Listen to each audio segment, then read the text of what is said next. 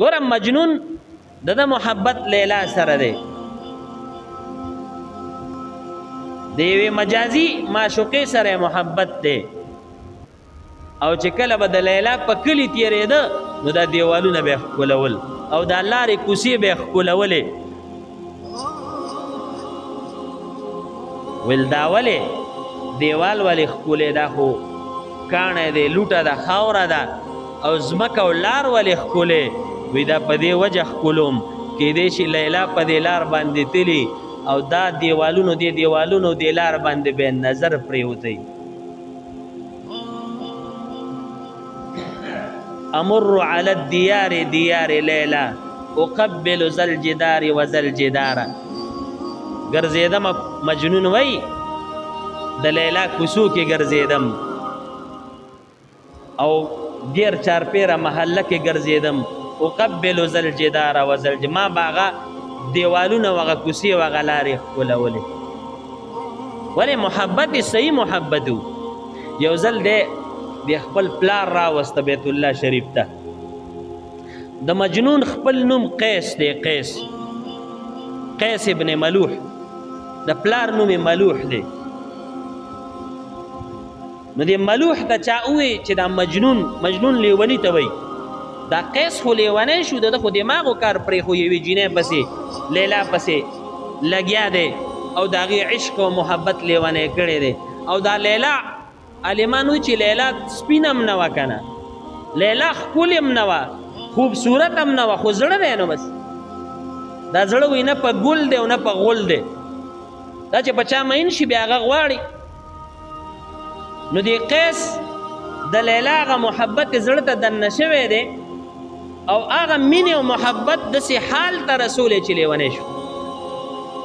دیوال به یې ښکلو لار او کوڅه به یې ښکلوله نو د پلار ته چا ووی ملوح ته ملوح د مجنون پلار دی چا ورته ووی چې دا زوی دی بوزه او خانه کعبې ته بیت الله شریف ته بوزه او هلته وله په دغه غلاب کې سر وردننه که دی دې هم د الله نه سوال وکړي او ته م وله دعا وغواړه چې د دې مصیبت نه خلاص شي د لیلا د دې مینې نه خلاص شي دا خو لیونی شو غریب خوار زار دی نو رایې وسته پلار یې دا قیس راوسته مجنون یې را په مخه کوي زه چې ځو پخوا پیاده سفر وي او بیت الله شریف خانه کعبې ته یې راوسته چې رایې وسته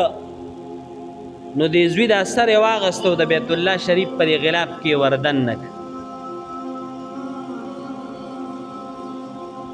او د پلار هم دعا غوښته او خلکو ته یې وی زما دا زوی لیونی شوی دی د یوې جینۍ په عشق او محبت کې لیونی دی ده دپاره دعا وغواړئ او دې زوی ته یې وی بچیه تم دعا وغواړه نو ده بیا دعا غوښته د هدایه دا کومه چې زموږ د فقه معتبر کتاب دی د ده یوه شرحه ده هغې کې لیکلي دي باب الامین کې نو ده بیا د پلار خبره خو یې منله غلاب کې سر وردننه که نو دعا یې غوښته او پلار یې د بار نه دعا غوښته او خلکو ته مې دعا وله غواړئ نو د دعا غوښته څنګه دعا یې غوښته وی یا رب لا تسلبني حبها ابدا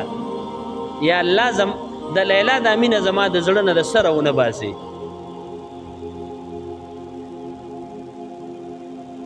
نو چې پلار یې دا خبرې واورېدې نو بیا یې راوښکو په حرم کې سم وو